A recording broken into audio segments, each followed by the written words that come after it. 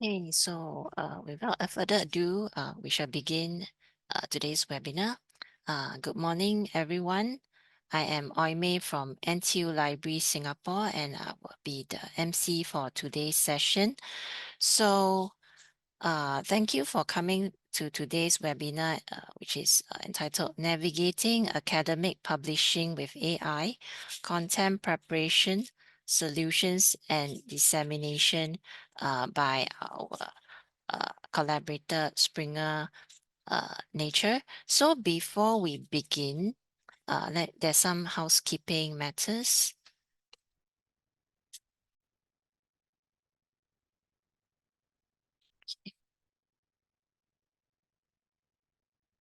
Okay, so this session will be recorded, and the recording will be sent to all participants after the session.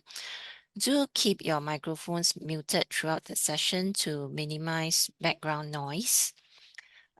We will make this recording available on our LibGuide, and we will send the link to all after this event. If you have any questions for the speaker, do type them in the chat box, and we will address as many of them as possible during the Q&A segment at the end of the session. Or you can use your mic. Okay, so we are pleased to have with us today Mr. Anil Chandy from Springer Nature, who will be giving us a talk on navigating academic publishing with AI, content preparation, solutions, and dissemination. Mr. Anil Chandy is Vice President of Humanities, Social Sciences Books, and Focus Projects at Springer Nature, and Managing Director of Springer Nature's Singapore office. He is responsible globally for a team publishing over 5,000 academic titles annually in all humanities, social sciences, business and management, economics, politics, international relations, and law under the Springer and Palgrave Macmillan imprints, as well as the German language imprints of Springer Gabler, Springer VS, and J.B. Metzler. Mr. Anil leads an international editorial team based in 18 locations worldwide. Apart from leading commissioning and publishing teams, Anil has also managed technology and data teams involved in software development and workforce solutions for Springer Nature. He's also a member of the Singapore Institute of Directors and members of the Board of Directors of the Copyright Licensing and Administration Society of Singapore. So we shall now hand over the time to Mr. Anil. So Mr. Anil, over to you, please. Thank you. Thank you, Oime, and a great pleasure to be here. And thank you for inviting to give us an opportunity to talk to you and present a little bit about what Springer Nature has been up to in what we all know are fairly revolutionary times with the release of the ChatGPT last year. May I now start to, I have a few slides, so I'd like to share that as well. Give me a minute. I do that.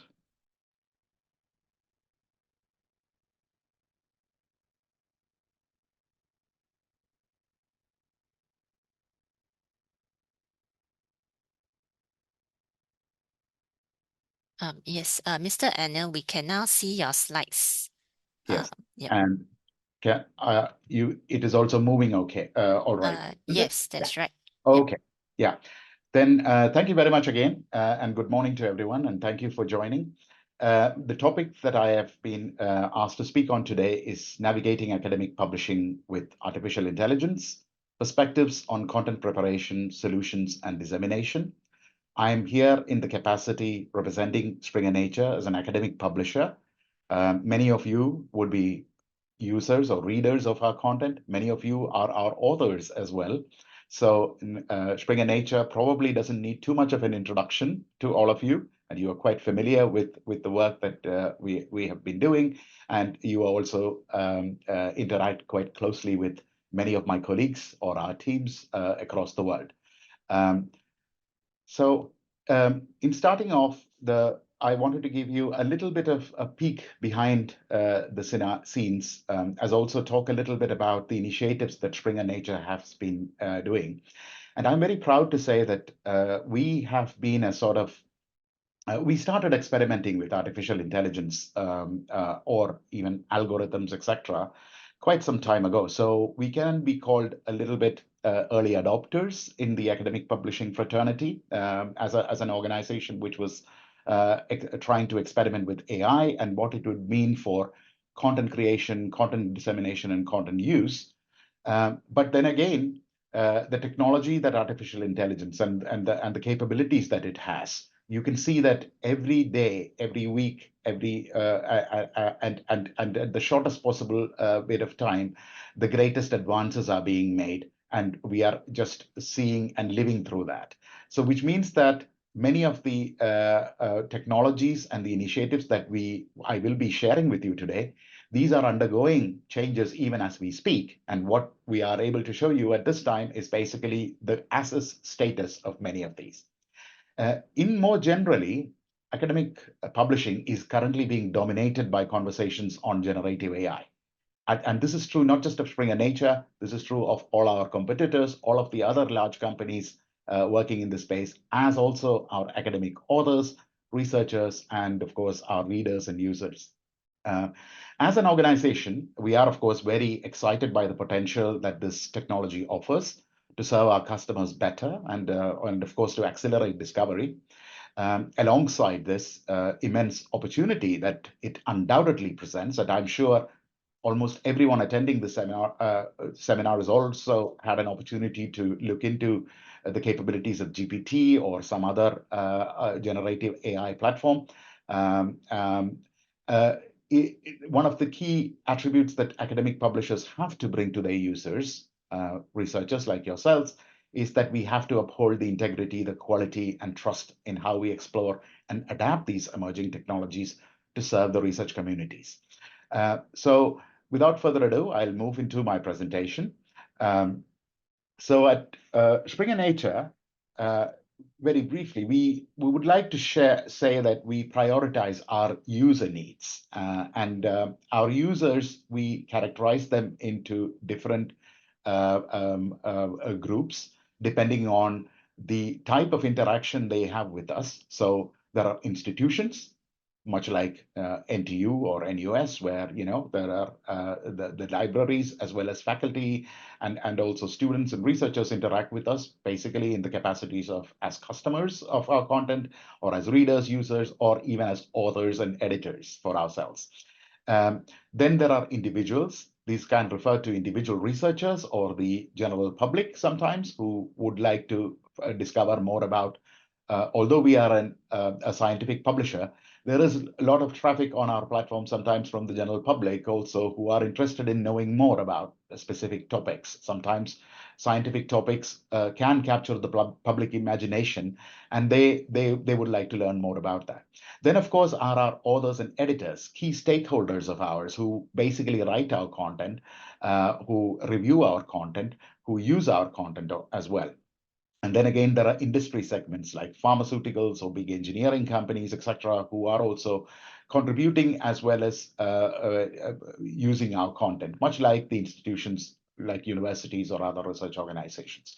And these are the critical stakeholders for us for whom and every single publishing developmental step, artificial intelligence based or otherwise, Springer Nature is quite clear that we have to benefit the relationships that these stakeholders have with us and we have with them, because this is the communities that we are connected to and that we serve. When we move to generative AI in publishing, it is not far-fetched to say that we are living a revolution. We are on a cusp of a revolution. We are. It's a great privilege in some senses. It also gives us a lot of responsibility. It is also a little bit scary to think of where exactly, which is the direction it will go in. But then again, that is where research, academia, and publishing, or any other domain in which artificial intelligence or generative AI is actually applied, needs to work together. Also with regulatory bodies, etc., that governments are currently in the process of setting up and guidelining. So all of the names on this slide are, I'm sure, not unfamiliar to all of you. They all have specific purposes, or they create generative AI based on whether it is actually text or imagery or other capabilities. And the advancements in the large language models, LLMs, are quickly revolutionizing the way that we generate content. And as an early entrant into this conversation, as I mentioned before, where we started experimenting with algorithms, processes, and tools to work on the content that we publish and improve the authoring process and the publishing process, we have actually been working with some of these LLMs, especially with GPT-4, with ChatGPT, and the OpenAI colleagues also. So the image that you see, that was something that I know many of us are experimenting with this approach nowadays. We type in a prompt into DAL-E, and then we just wait curiously to see what it comes up with. I typed in a prompt which talked about what Springer Nature's values are and goals are, and what our company means to it, and it generated this very nice image actually for us, which actually encapsulated I think what we actually do. And maybe a little bit on large language models, not that it needs an explanation to an audience from NTU. I'm sure many of you know more about the subject than I do. Certainly, I'm here in the capacity of a messenger. Many of you are extremely highly regarded technologists. You've experimented on these things. You comment on these things. So, but just for setting the context, let me say that large language models are probabilistic models based on artificial intelligence-based algorithms for recognizing and predicting human languages using large volumes of text-based data. So its key ability is basically the ability that, based on a set of rules, it identifies probabilistic usage and analyzes that text data, and it is able to process a massive amount of data as well. And every iteration of GPT, as you might have seen, the GPT-3, and between GPT-3 and GPT-4, the number of parameters that the AI is able to analyze has grown in volume tremendously, by tremendous magnitudes, because GPT-4 currently has the capability of using about 1.76 trillion parameters, much more than in this particular area than some of its competitive platforms, etc. Which is also the reason why we at Springer Nature decided that this is the collaborative engine that we want to work with as well. So the model looks at the probability that a word occurs. It then understands and applies these rules, which the algorithm has established for predicting and producing new textual content. And for using an LLM, we need to provide a textual input in the form of a prompt or a command in natural language. We ourselves are, I'm sure, every day refining the prompts that we ourselves use to make it do some textual editing or other kind of interactions that we already do with it to generate text. For the purpose of this presentation, I would like to actually characterize, in the context of the work that we are doing and what I would like to share with you today, three use cases using large language models. And these are the sort of meta use cases. So they are kind of holdalls into which your initiatives, your products, etc., can be broadly placed. First one, this was when excitement brew when ChatGPT was first released into the public domain middle of last year, is AI authored content using text generation. So you don't need to do much. You basically give it a prompt or a question, and then it basically creates textual output for you. So text generation using GPT-4 and other tools are able to generate text from scratch based on prompts. But then again, what we discovered very quickly is that this is not the direction fully that we want to adopt in terms of refining or defining and building services or any kind of product which our users and readers can use, partly because, as you all know, it is prone to hallucinating when you are giving it prompts, etc. So unless there is a particular type of validation and a credentialed validation we have no reason of knowing whether, we have no way of knowing whether the text that it generates is actually correct or not. And for that, you need experts, much like yourselves, to actually validate whatever it produces. So we are not moving so much in the content of text generation without any kind of additional supportive mechanisms or specific type of use. And that is basically in the field of text conversion, or use cases of text conversion and text interrogation. So what do we mean by text conversion? GPT-4 can convert text in many ways, from long to short summarization and vice versa. It can adopt different styles. It can also offer you incredibly accurate translation. But all of these powerful set of use cases need human validation. And that is something that Springer Nature believes in, because we are not releasing any text into the public domain, or even when we are using tools, etc., which support our authors or readers to create it, which is not humanly validated. So we look at the use of this tool as an augmenting of human capabilities in terms of improving speed and quality and accuracy. But at the end of the day, the human expert is still in control. Some of the examples I show you later, like auto translations or editing with Curie, or preparation of our literature reviews, like research roundups, all of these use this particular approach of text conversion. The other more advanced one is text interrogation, where you actually work with the tool. You ask it questions, prompts. It then gives you prompts back. You work as an expert refining that. What are the key recommendations? You can ask it more deeper questions, and based on that analysis, and again, with your own capability as a credentialed scientist, of humanly validating it, you are able to take the use of the AI, generative AI engine, into the next level, and actually design, maybe in some cases, books, or even add other kind of features to some of the content that you publish. This is what we mean by that. Why is Springer Nature exploring large language model support for content preparation? Well, first of all, we believe that operationally it has improved. It has the capability to improve our efficiency quite a lot. Because what used to take previously, for instance, if you take the example of translations, human translations used to take quite a long time if you had to, say, translate a body of content, or a book, or something like that.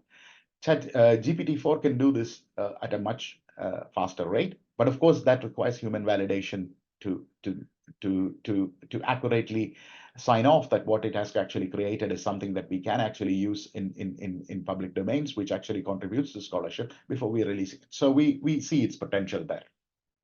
The second thing is to look at, we believe in innovating on publishing processes.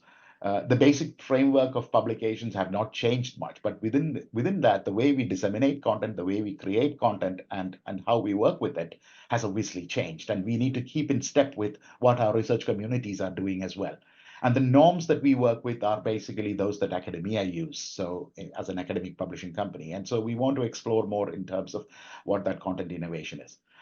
Again, the last one is, of course, to demonstrate our own thought leadership. This is an area where we would like to be acknowledged as early adopters and experimenters, and also to work with the research communities and give them the confidence that we are a responsible partner to be working with to work on this. The last one is, of course, societal impact, because as a science publisher, we also have a responsibility to create accurate and support research communities, and accurately taking the message that their research has to the general public sometimes, who would like to learn more. You know, during the case just a few years ago, during the pandemic, many of the science which was actually being discussed in the public domain, or being supported when policymakers and others talked about, was research created by researchers and published through us, or through some of our journals or books. And this is important, that we act responsibility for the kind of societal impact that we are able to actually create. Having said that, I want to spend a little bit of time talking about, so while we were early adopters, we also did not want to go about it doing it in we wanted to do it in a very responsible way, because as publishers we have twin things that we should be conscious about. One is, of course, using the generative AI technology within our own company, as I mentioned previously, in terms of better efficiency of processes, creating innovations around it, etc. This needs governance. We can't, while we are happy to support any kind of innovative ideas, etc., we are also, as a responsible publisher, we are very conscious that this is a technology which is like a double-edged sword kind of thing, where you are able to deploy it for very good and efficient purposes, but at the same time, you can actually use it for less than appropriate purposes also. So we very much set up a governance framework within it, where which gives us internal visibility into the projects, etc., that we actually do, and I will show you what our principles are based on that in the next slide. But before that, most importantly, are some of the questions that I'm sure many of you have. Can journals allow the use of GPT to when you're actually submitting an article or writing a book, etc.? So earlier last year, we actually did issue a public statement saying that ChatGPT cannot be credited as an author on a research paper. The credentialing of a research paper has to be human-led. Human researchers need to be the only people credited with it. GPT-4 is regarded by us as a tool, not as a co-author of any kind of research that is actually produced. So if you were to consider one of our journals for submitting one of your papers, then of course I would encourage you that you go into its website and actually look at it and see what the actual use, the clause for using language models are.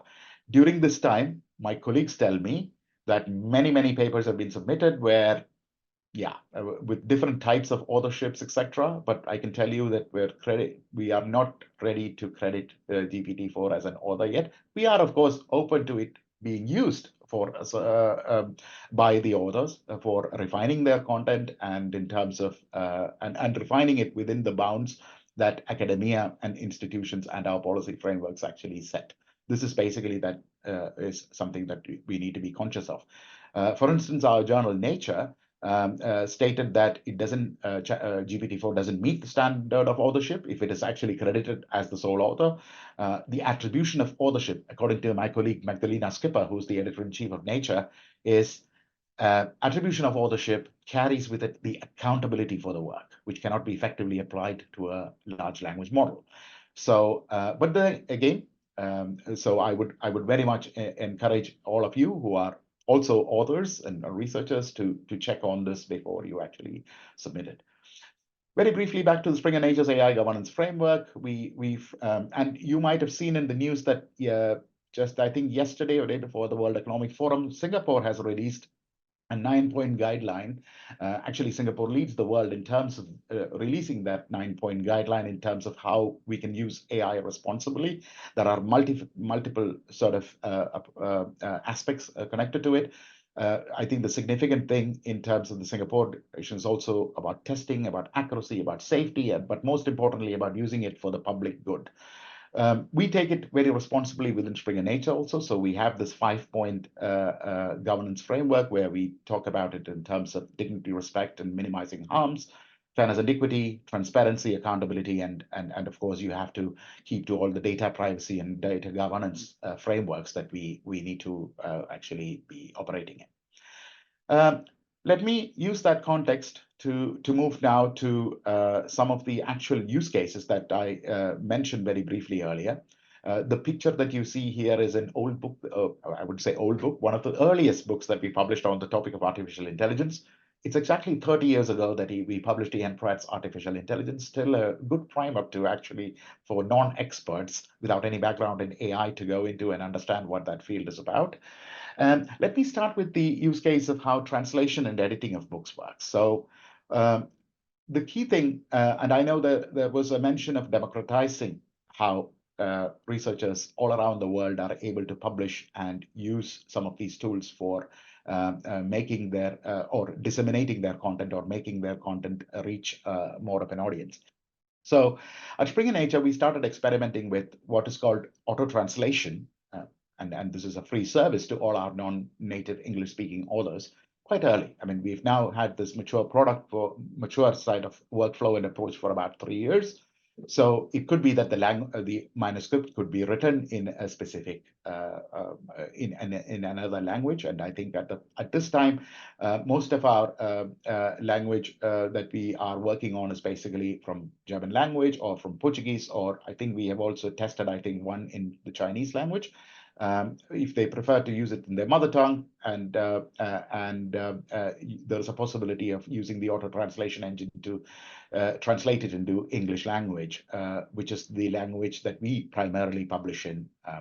Of course, we have to say that the content has to meet with all of the publishing criteria, including your peer reviews and other things. So this is basically in the book world, where again, the quality parameters of what constitutes very valid scientific content remains. It is only in the language translation part that we will actually use the tool.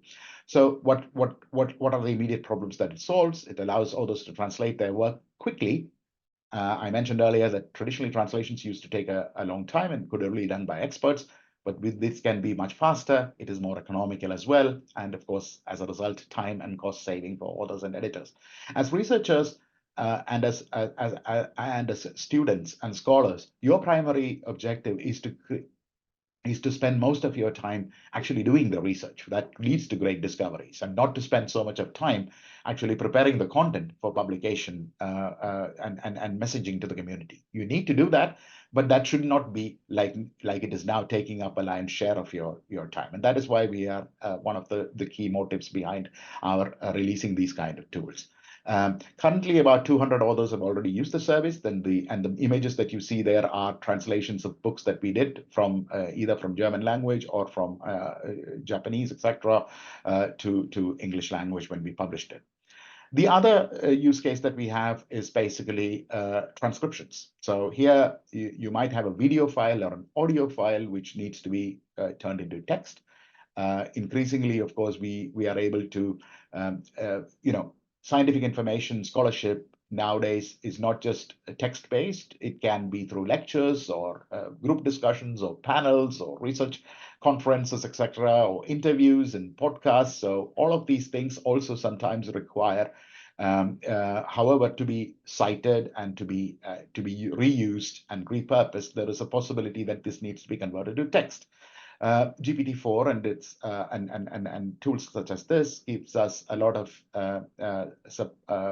advantages around efficiency and accuracy, and also plays to the multimodality that automated transcriptions also can be created very quickly and validated and also used to support text-based content. Again, all of the advantages, including saving time and cost, etc., applies to this as well. Another use case that we used, and we did, although we are an academic publisher, we do publish what in universities are called sort of textbooks. Not so much for the undergraduate market, but there are some books, of course, which are there. But we do publish in English language and in German as well. And there are books which serve as textbooks or recommended readings, etc., in some of the syllabuses around the world that we publish. And in German, in our German language publishing program, especially, we had to create a workflow which supported these textbooks with interactive learning exercises. So there is an app that we use called Springer Flashcards that is available on iOS as well as on the Google Play Store. You can download it for free, and then if you're an author, you can use that actually to specifically prepare questions and learning exercises connected to that, which improves the bespoke didactic and pedagogical experiences for readers who are often students trying to understand a particular body of content or a particular topic in more depth. And it can have a little bit of adaptation related to the kind of specific learning styles and needs, etc. The titles which carry this kind of capability is basically sold at a slightly, I think they add a little fee to that in connection, but pretty much it gives you a lot of additional support in terms of how it can be used. The workflow was created using German language titles, but it can actually be theoretically used for English language titles as well. And the technology behind that is basically, if you look at it, something where artificial intelligence again plays a role, an AI-assisted question and answer generated, something we call QUAG, generates the microlearning content for books and authors, which is then used for in the SN Springer Nature flashcards, which I told you about.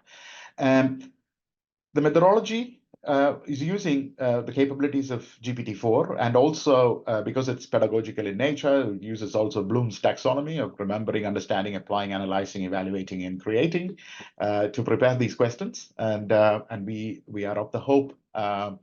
We invite more and more of our authors to try this. If you're especially faculty preparing notes or teaching courses, etc., and we hope that this will lead to more visibility and more marketability for your content, as well as the content itself benefiting from higher value when it is actually validated by yourself with your expertise. Another service that we actually have been working on for the last couple of years is basically something called research roundups. And typically, as academics, as researchers, time is of the essence in the kind of work that you're doing. I mentioned earlier that as researchers and students, your primary role is to conduct the research and discover new things or learn new topics and prepare yourself as an expert. So in terms of writing content, while this is something that is necessary to be done, our job as publishers is to make that process more pleasurable and more streamlined for all of you. And this is where we try to innovate a little bit. And what we did is sometimes authors have, when you're looking at new topics or looking at synthesized topics where you need expert treatments, etc., we are able to assist by generating literature-based reviews, which actually synthesize the content and to come up with a basic table of contents, as well as a basic summation of the kind of literature which exists already in that area, using our own literature or other open access sources. We do not use it from competitors. We only use our own. And then there are these lead to something called a research roundup, which is basically just summarizing and synthesizing everything that is available on a particular topic. And then we share it with the expert, the author, and who can then refine it refine that particular thing, add their own additional discoveries and findings and views onto it, and lead to publishing a book. We have been quite successful in this because this has been a service that has been, many of our existing authors have actually started to use it because they are familiar with the way that they work with us. But then again, there is always a possibility that new authors will also use that in terms of how they want a particular field to be summarized. And we've already published about, I think, 15 machine-generated books at this time on some of these key topics, which are very easy to actually agglomerate and then have commented on and published as a service. Recently, in addition to this, we also worked, we had an interactive sort of workshop where we worked with some of our authors, including, of course, Springer Nature editors, internal editors, as well as our authors who are sort of management and business experts, and of course, our technologists in our organization, to actually create a book in like half a day. So it was a hackathon. The three parties gathered around in the room, and then they used GPT-4 right from scratch to start pinging the GPT-4 with potential questions around a key topic. In this case, the topic that they were talking about was the applications of GPT in finance, compliance, and audit. You can see the German language version of that book. That is what it is on. And with using a sort of prompt ping pong. So you put a prompt to GPT-4, then it comes back with a response. You refine that and give it another prompt. Using that particular process, we were actually able to come up with designing a book, designing a table of contents, designing and shaping up the chapters, checking the references, because this is academic content, obviously, using creating a first draft, which then again got revalidated by the experts who were participating in it, as well as our own editorial team. Revisions were added, sort of review, revision mechanism, and then finalizing the manuscript for publication. So almost all of these steps, which usually used to take so much long, I mean, because the writing process, etc., was actually completed in a day as a sort of innovative experiment. It got a lot of attention from German TV and press, especially because it was demoed also at last year's Frankfurt Book Fair. But what it needs, critically, what I want to add here is it needs the skill of human knowledge and experts to actually validate the process. GPT-4 instead, as I said before, could come up with a content generation idea, but that is not something that we can use without verification. And that is where, as experts, as authors, as editors, you have also a potential role to play. This is just a diagrammatic explanation of what that process looked like, right from designing the book to finalizing the manuscript and publishing it. This is, of course, AI-enhanced book writing. Let me quickly move on now to another use case for solutions. And this was when we were setting up this particular webinar, your colleagues at NTU expressed that they would like to learn more about this particular service that we are going to be talking about, where you see a little bit of an image there. It's called Curie. It's a sort of we call it a companion to academic writing, which means it's basically an editing software using the capabilities of GPT-4.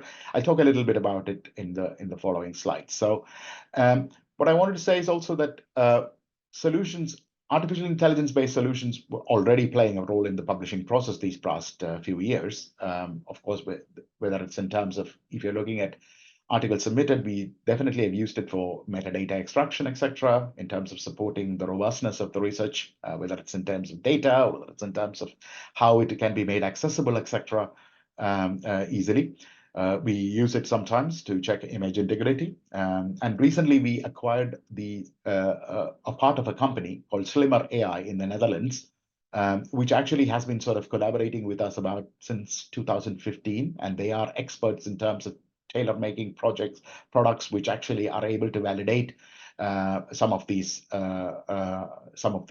requirements, including image integrity and metadata extraction, etc.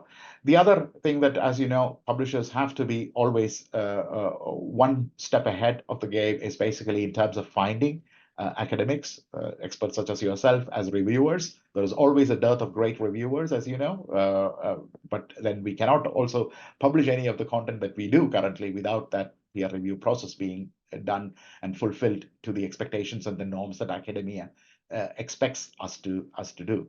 But to find reviewers is not so easy.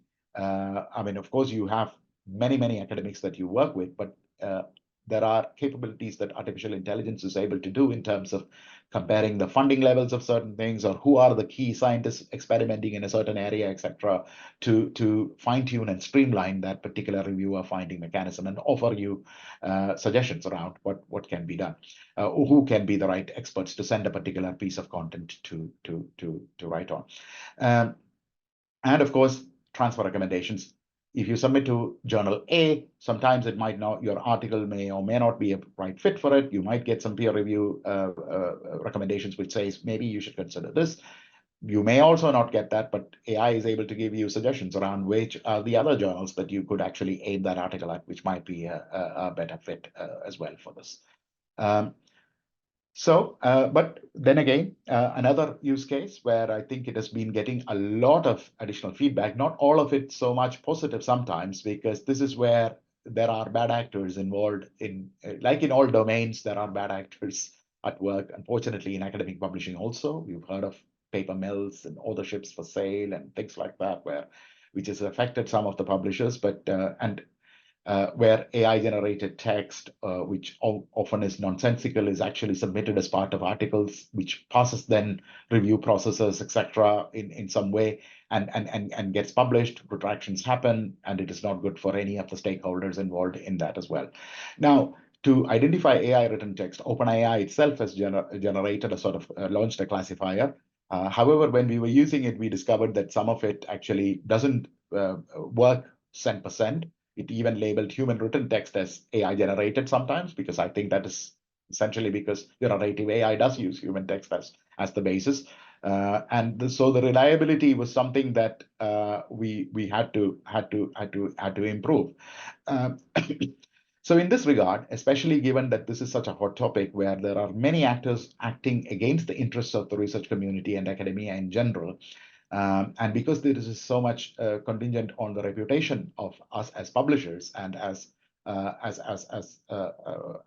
basically people who you entrust your content with, we launched two additional tools.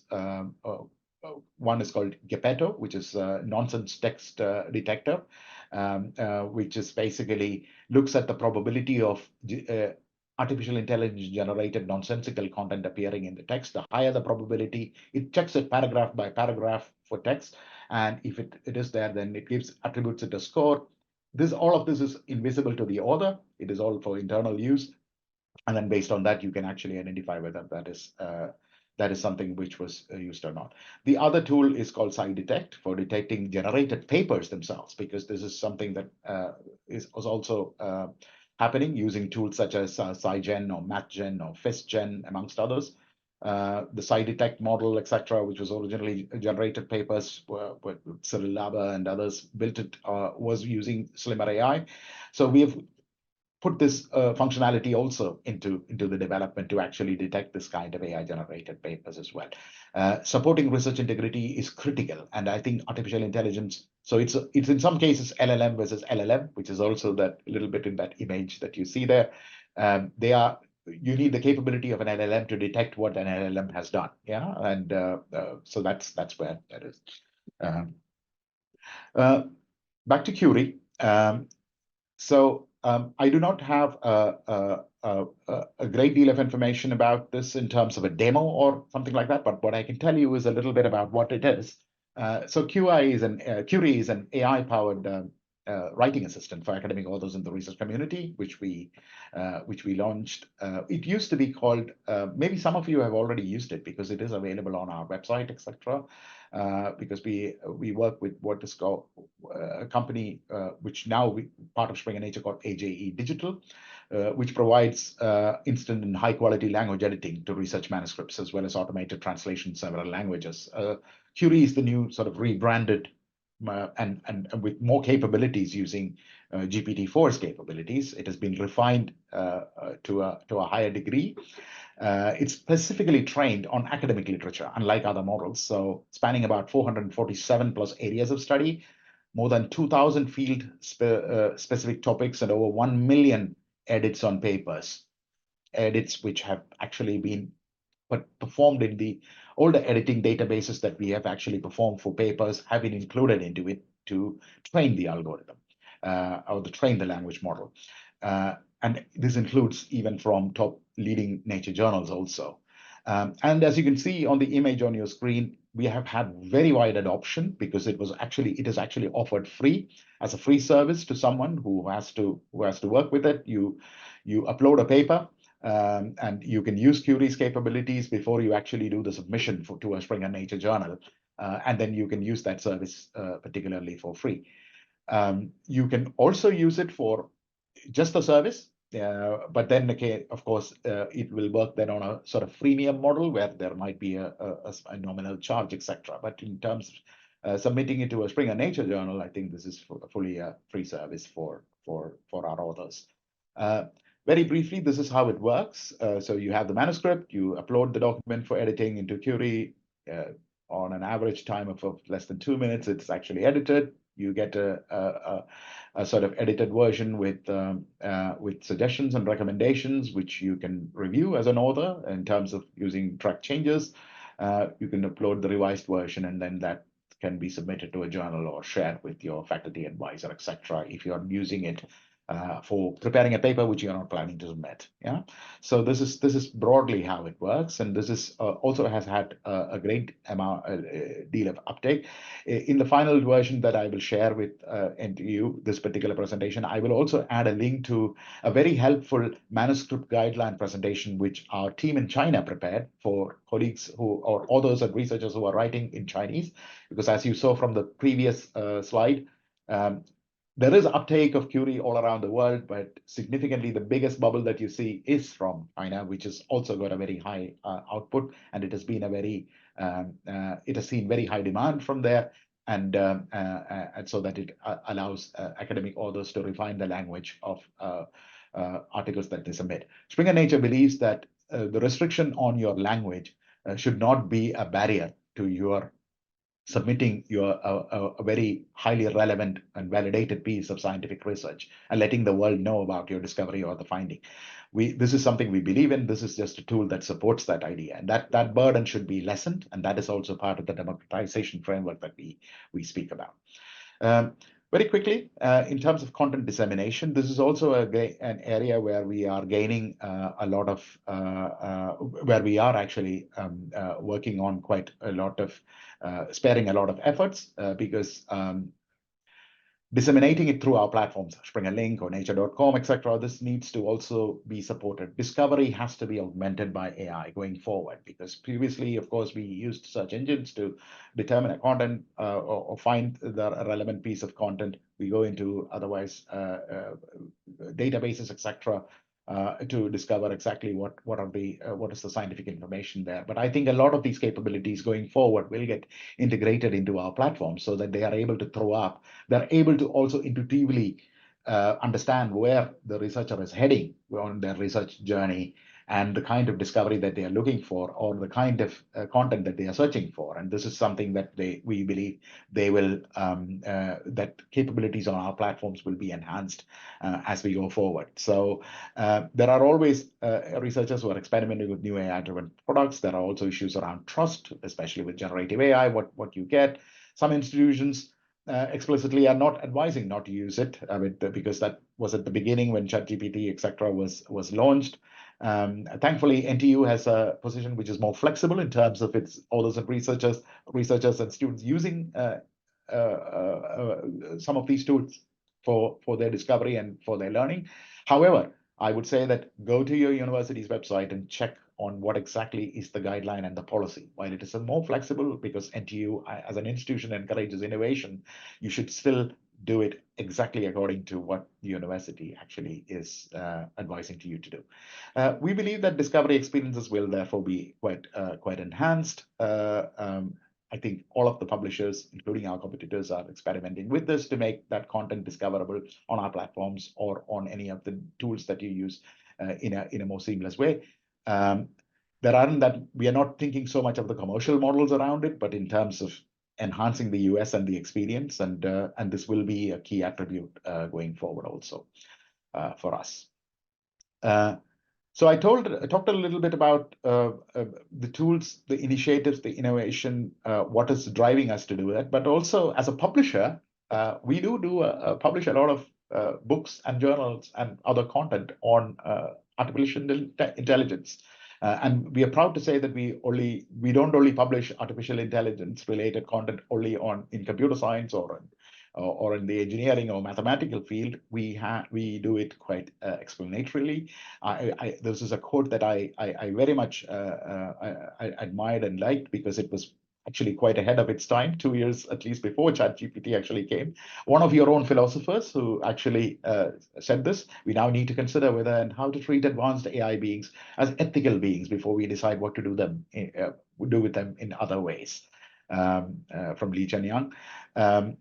So Springer Nature's portfolio and here I will talk more about books. We publish on an average about 1,000 English language books, which has the topic of artificial intelligence. A lot of them are conference papers, conference proceedings, etc., as you can expect in the field of computer science. And as you can see on the little graph on the top right corner, those publication numbers are increasing. And we also publish these across all product categories. So you have conference proceedings, you have monographs, and you have contributed volumes, and of course, little and even some textbooks and other type of products also. As I said, it spans all disciplines, not just computer science. We have interventions in medicine and health. The first book that you see here with the robot wearing headphones is actually on music cultures, which was part of my program also, the Humanities Social Sciences program.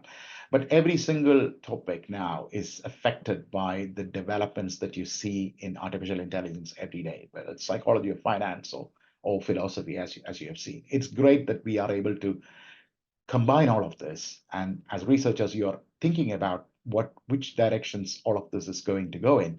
Have that kind of conversation, which will actually benefit us as we move forward.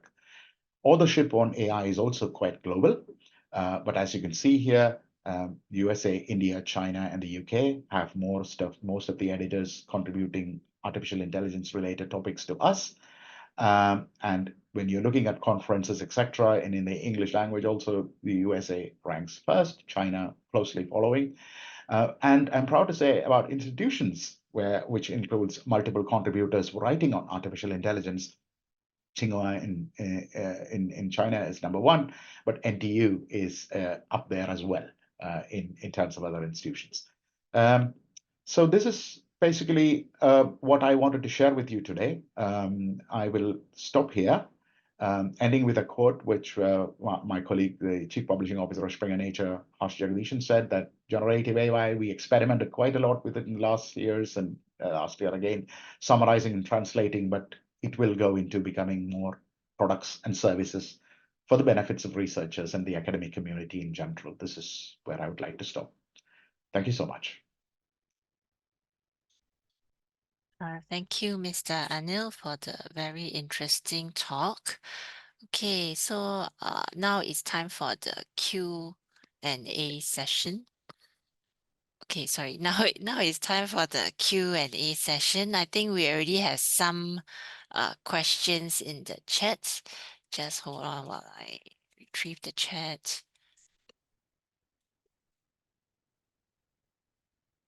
Okay, wow. Okay. Okay, so first question. From Satya, does NTU Library have access to Curie or similar products? Not at this point in time. The Curie is by Springer Nature. So to find out more about Curie, we would disseminate Mr. Anil's slides to all.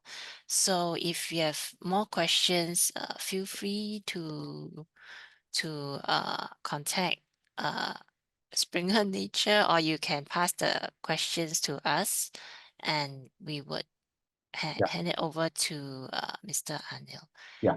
If I may add there, we can also share with you a presentation about how Curie is actually used, a more detailed version than what we showed you here. And I would actually encourage people to go onto the Curie website and just start experimenting with it and seeing it. And at a later stage, if the library or NTU is interested in it, then of course my colleagues, I'm sure, will be happy to give you a demo and take you through the specifics actually for the university community as well. So we can certainly do that.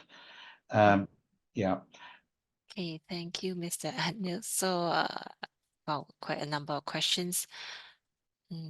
Okay, from Sweeney, is there any human intervention for the research roundup service? If yes, how much effort? Yeah, a very good question. Yes, there is a human interface or intervention. First, in terms of identifying the topic, of course, that is not a topic that we ask generative AI to do. That is an editorial decision internally that we identify a need, and then we identify some of our authors also, whom not everybody is willing to work with us, but some are. And they will need to sign off on the literary review, which has been collected by the generative AI. So while it is structured, it is sent back to the author, who will then need to validate it that it is correct and meets all the requirements for publication. Regarding effort, this can vary. Because in some cases, of course, our authors are very happy to work with us in terms of quickly wanting to, they themselves are innovators, so they look at it in terms of, let me get in there. I'm making a contribution immediately, so that could determine the speed. In general, the effort required is basically for you to be reading a book. rather than writing a book, it is like you using it as a reader. So you read through the content and see if there is a validity there. There might be things that you might want to check on, etc., while you're looking at it, whether the reference for a particular thing used is accurate.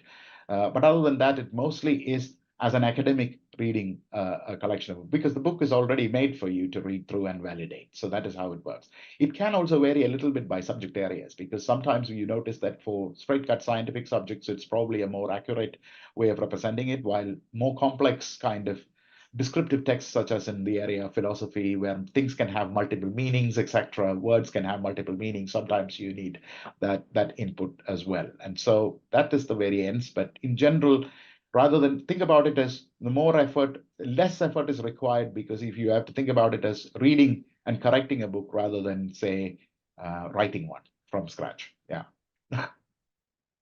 Oh, thank you, Mr. Anil. A related question from Brian. So Brian said, does Curie do content curation, which allows a person to do tasks in research and write papers from scratch instead of editing the draft? Mr. Brian, would you like to clarify the question? Because yeah, I, can you I, elaborate? Yeah. I think I understood the question. Oh, okay. I think he's asking if without any input, is Curie able to generate it on its own? That is, I think, the question. If you give it an idea like, um, I don't think so. I think Curie is basically an editing service. So it's a companion to researchers, where it's basically set up in a way to improve what you have written already, rather than to generate it in the first place for you. Of course, it will give you recommendations once you have a less than ready draft around it. So in terms, its highest capability is in looking at the language, as polishing the language and suggesting more informed edits to you, but it does need an input. And that input is probably in the form of a paper or a piece of content that you have written for it to be used.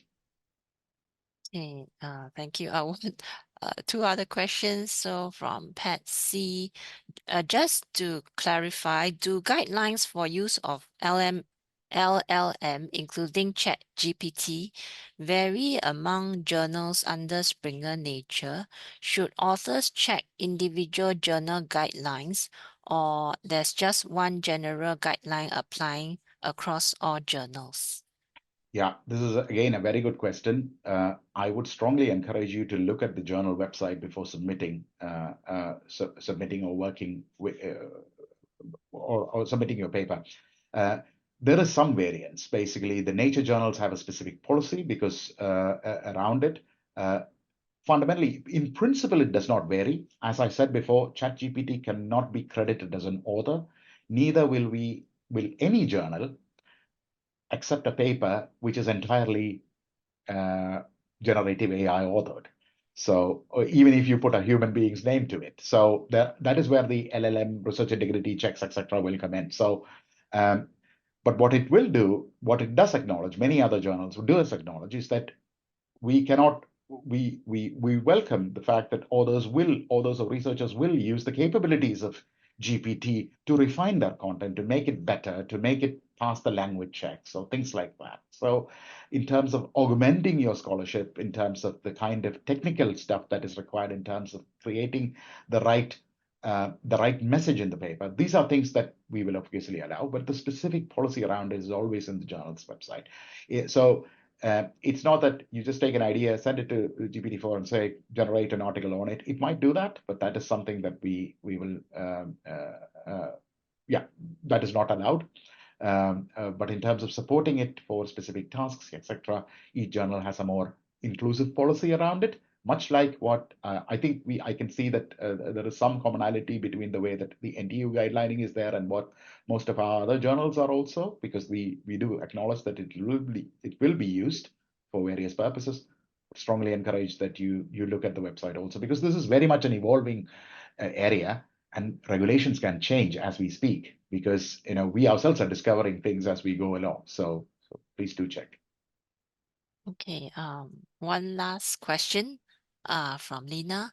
How does Springer nature mitigate the risk that machine content for RRU could be plagiarized? Machine generated content, which from the yeah, well, there are multiple levels of checks, etc. I mean, whether that is us publishing a particular piece of content or you submitting it elsewhere, another publisher, or submitting it to some other organization or what, you have all the standard plagiarism checks, right? Authenticate and other kind of Turnitin or things like that, which are always checking for.